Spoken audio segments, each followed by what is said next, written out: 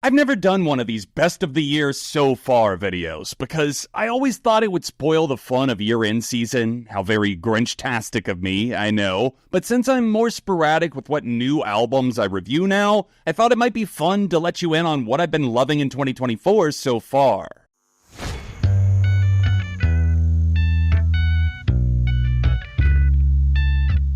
Hey neighbor, if you don't know me, my name is John, and if you do, my name is still John. Try to keep up. Today I'm scooping up 18 albums I've loved this year so far. Check the description for timestamps and more info on the records, and maybe drop a like and subscribe while you're down there tapping around. This list is completely shuffled in no particular order, but before we bite into the good stuff, I finally made an Album of the Year account, so go follow me on AOTY at ARTV to keep up with my ratings, mini reviews, and everything else.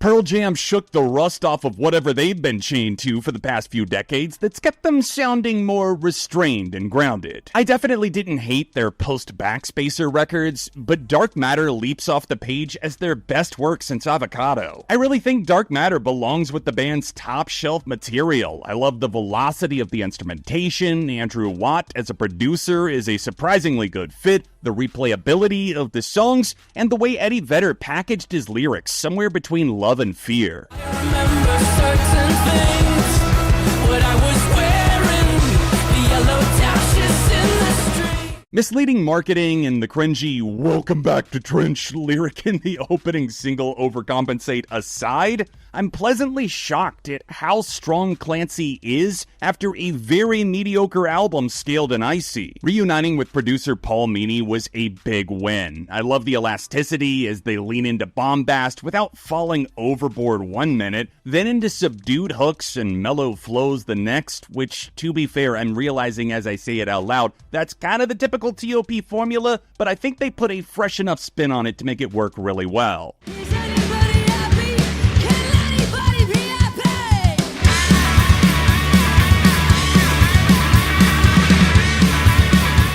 Straight out of Dublin, it's Sprints with a fierce, unrelenting, post-punk driven debut album, Letter to Self, that's really had some staying power for me since its January release. Garage punk melts like scorching hot steel into their moodier tendencies, always elevating their frontwoman's belter of a voice no matter the emotion. It's a sight to behold on the likes of Shadow of a Doubt, where gigantic guitars pretty much lie in wait to burn you alive, although songs like Literary Mind and Cathedral take a more direct approach to catharsis.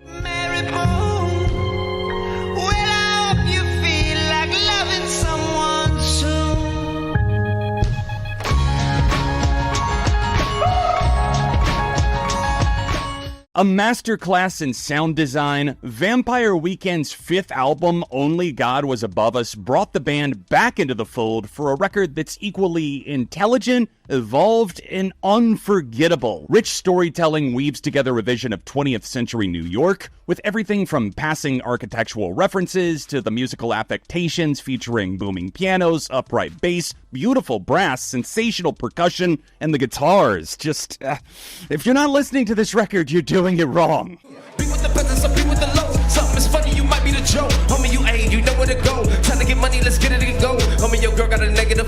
Nobody, you lame, you better. Q took his sweet time cooking up Blue Lips, which is exactly what he should have done. Drop when the inspiration is there, because these songs clearly had extra time to marinate and become more fully realized versions of greatness. Aggressive rapping and soulful crooning work in tandem to paint us a portrait of what I'll call irritable comfortability. The track listing drives by pretty fast for 18 songs and 56 minutes. Not that you never feel the length. Q was just smart enough to share the wealth creatively speaking, instead of stacking all of the obvious bangers in one corner.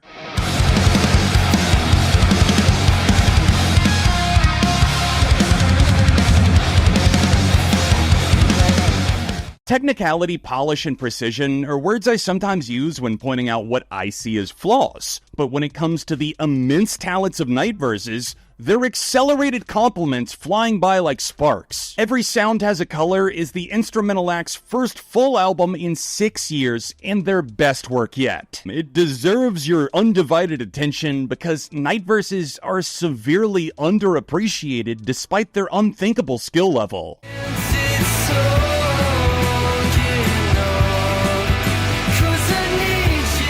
I wasn't expecting to sneak another album in so last minute, but I'm really impressed with Ben Stellar, a band whose debut album sounds a bit like 90s Radiohead with a dash of early Interpol post-punk and plenty of attitude that's entirely their own. Passing Judgment is the type of song that makes you scratch your head wondering how you didn't hear this sooner. I mean, come on, this definitely came out in 2002, right? What? 2024? They drive the nostalgic nails in with a sense of hesitation and uncertainty, moving from the draining melancholy of a song like Pumpkin to Can't Look Away, which is a rowdy dust-up with self-loathing, energized by a throttling drum performance that reminds me a lot of Hum. Face me.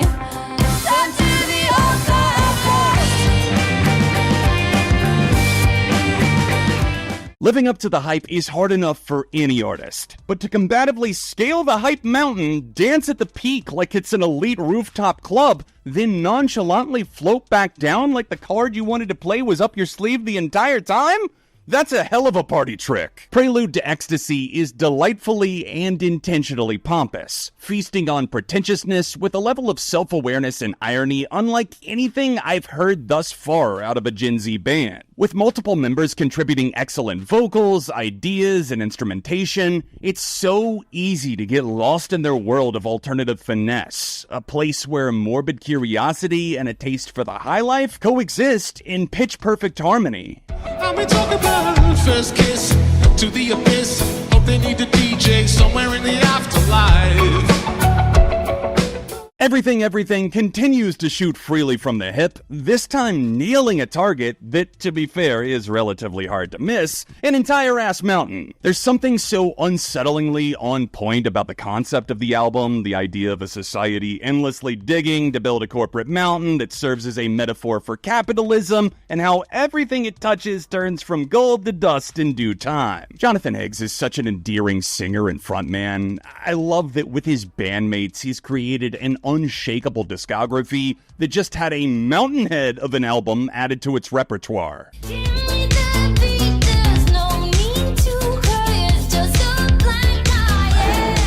Throbbing gothic pop spreads its wings and roars on the excellent synth-pop record ALLIE X dropped this year, Girl with No Face. Without a doubt, it's ALLIE's most personal adventure yet, unchaining her past with an evocative, catchy swagger that never fails to make me feel excited and invested. As she effortlessly world hops between fever dreams and grimier synth ballads, there's a feeling of magic bleeding into every song on the album, from the full-throttle sing your ass off anthem Off With Her Tits to the confidence booster Staying Power. Calling all sages tonight.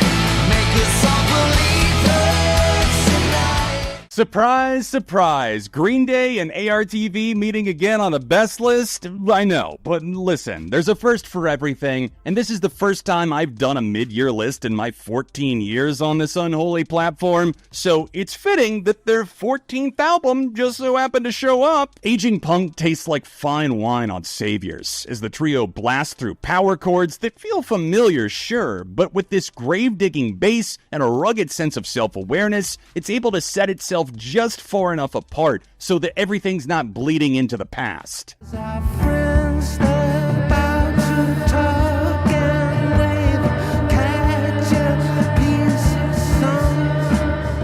If a light for attracting attention was the electrical charge, Wall of Eyes is the power source that peels back the layers of color to crack the codes floated out there by its creators. The evolution continues to bend in a way some would call hectic, packing an entirely unexpected punch on the likes of the wonky teleharmonic on the same album that gave us the spellbinding warning, "Read the Room." Those are among the tracks that haven't left my rotation since January. It's all about how the smile continuously cycles through pressurizing and depressurizing the atmosphere while never becoming too self-important to get out of its own way. The skies have got too deep, and no matter love could change your fate.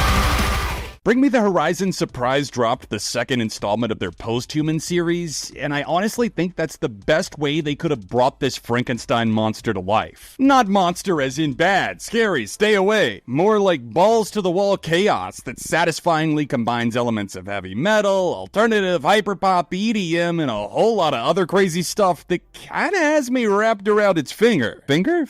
Finer? From the first chorus of Utopia, I knew my expectations were about to be destroyed. And it kept happening throughout. And I'm so happy Next Gen turned out to be this wonderland of nostalgic futurism. Speaking of backwards Dua Lipa, Radical Optimism is not appearing. I thought it was really disappointing, but I've got another female artist instead who bounced back faster than you can say star-crossed. Things I was taught only took me so far, had to figure the rest out myself.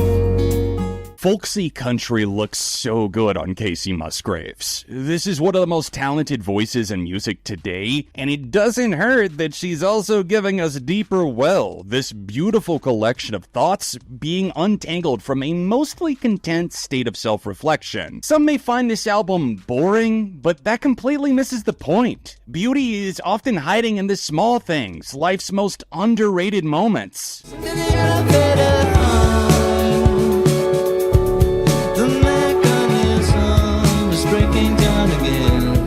Joyful gloom meets psychedelic pop on English singer-songwriter Declan McKenna's interestingly titled third album, What Happened to the Beach? I think this is Declan's best work yet. It's immersive, screwball-y, but clever to disguise the undeniable pop hooks in a coat of many colors, a blend of satire and dreaded apathy in one jar. Where his first album was pretty heavily political and Zero's more personal, LP3 lets political dread flood his personal life as a way of coping with the dizzying nature of modern living.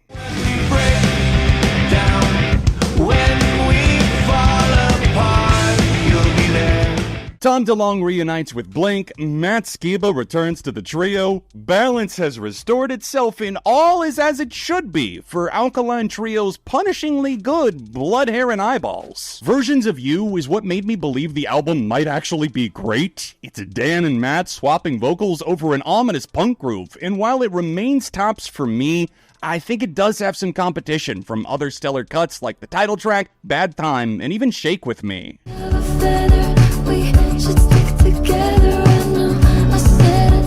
A blockbuster album with no singles that delivers exactly what its title promises?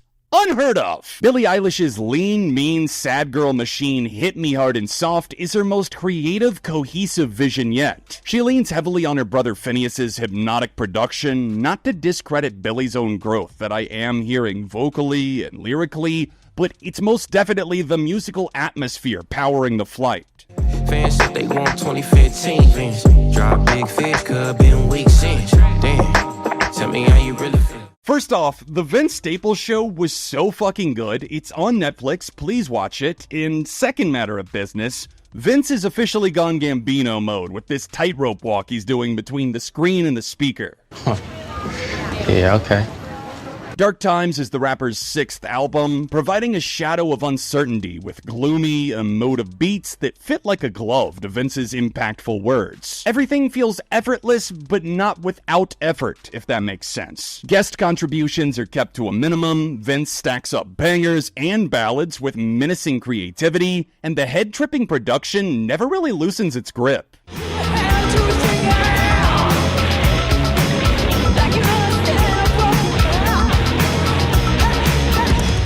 Gritty synth textures, stunning guitar grandeur, and venomous vocals all make her 7th album feel like a showdown with destiny. She put out Daddy's Home a few years back, and I just didn't click with it. However, the crystal ball was given another shake, and now we're in this future where industrial rock lives in harmony with stunning tracks like Violent Times, The Simmering Hell Is Near, and the masterclass Big Time Nothing acting as a new kind of win for the sales. I hope you enjoyed seeing my favorite albums of 2024 so far. Let me know your list in the comments, and while you're down there, help a guy out in the algorithm. Like, subscribe, turn on those notifications, and also check out some of my recent videos to keep the watch party going, and I'll see you next time on ARTV.